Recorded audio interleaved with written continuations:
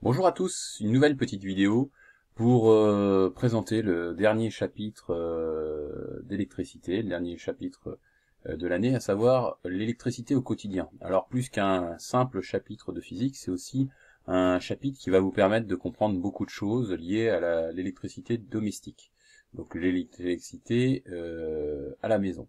Donc c'est quand même assez intéressant et important de maîtriser ces notions.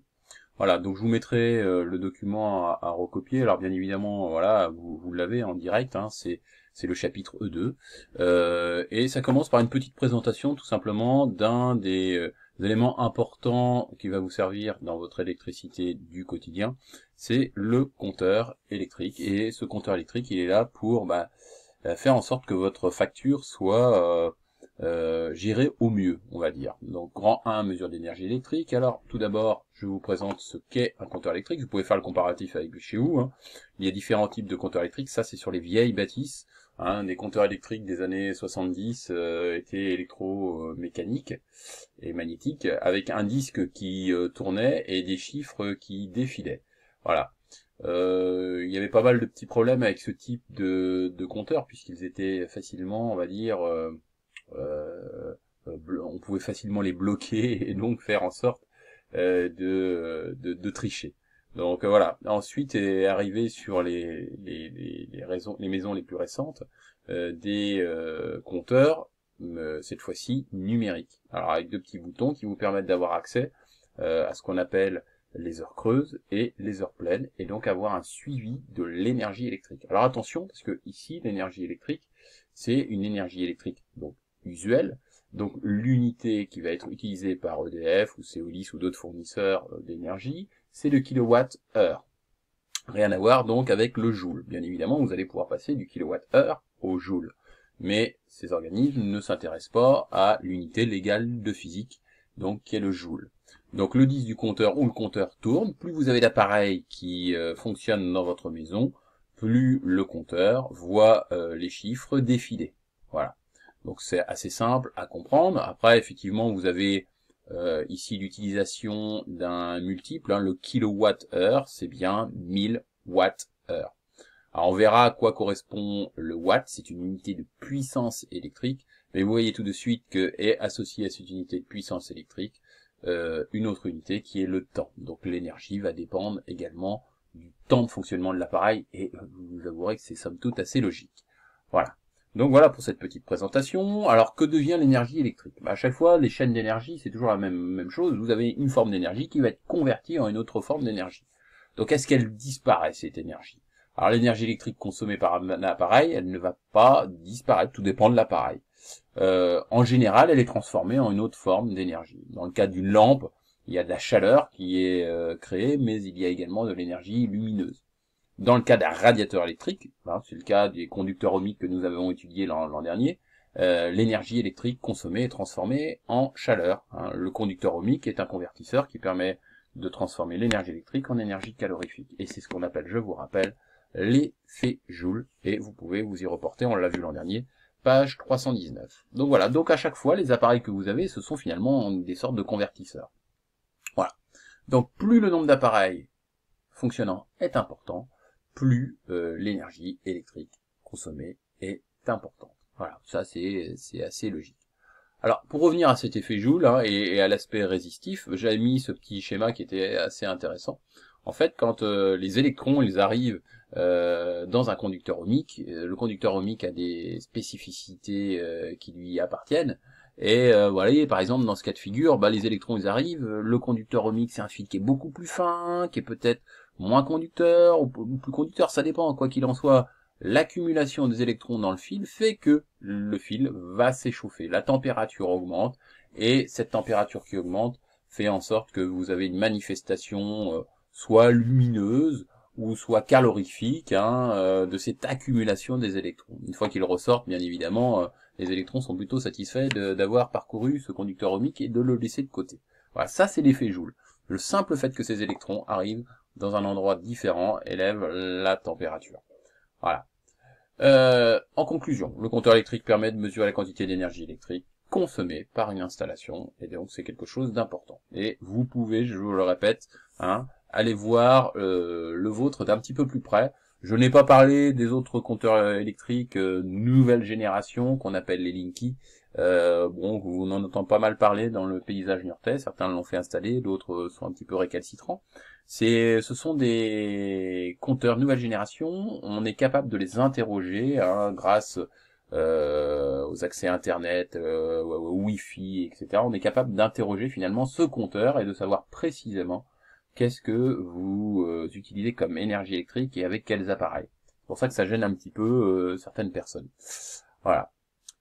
Maintenant, comprendre une facture d'électricité. Et là, je fais appel effectivement à votre réflexion, parce que comme futur consommateur, vous allez être amené à consommer de l'électricité, donc à la payer.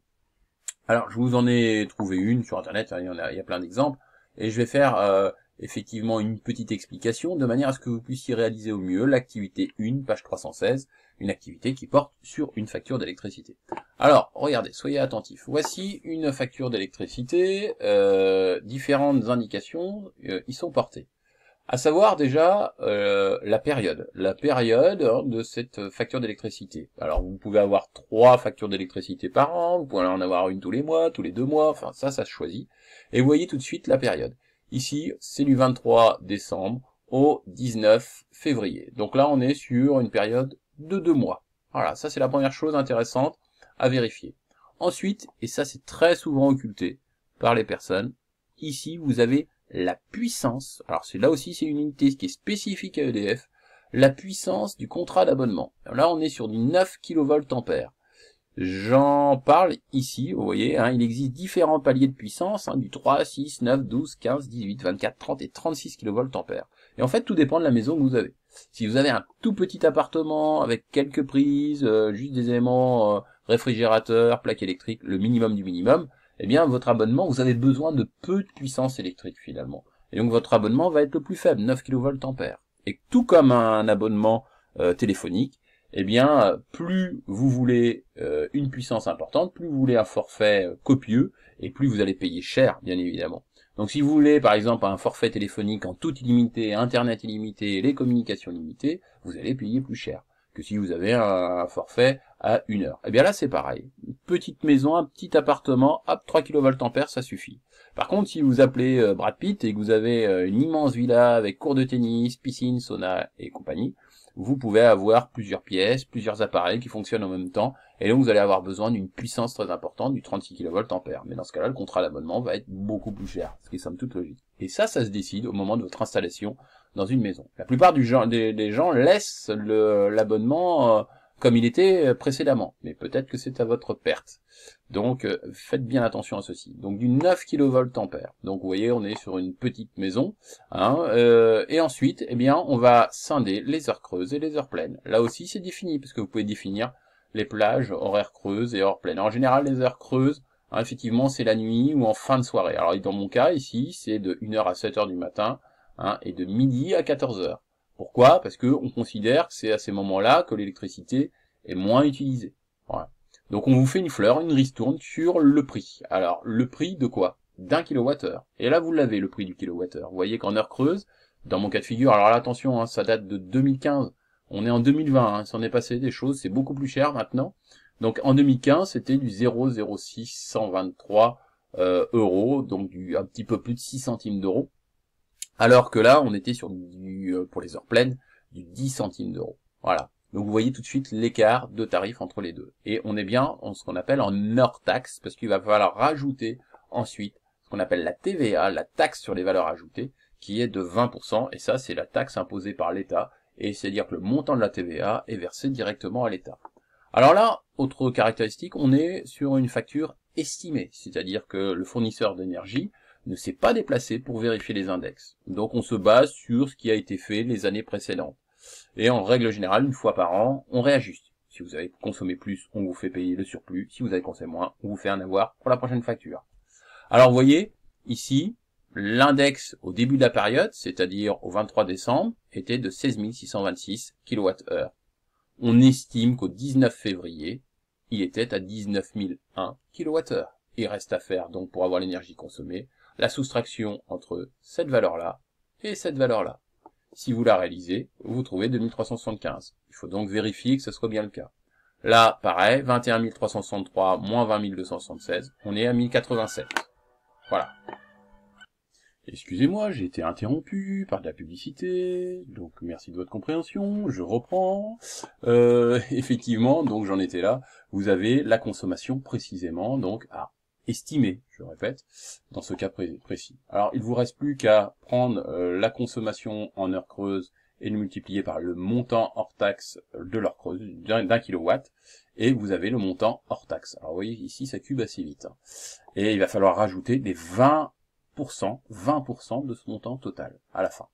L'abonnement, on en a parlé. L'abonnement, c'est un abonnement de 9 kVA, donc là c'est fixé pour tout le monde, au prix unitaire de 8,29 € hors taxe par mois. Comme il y a 2 mois, on multiplie par 2.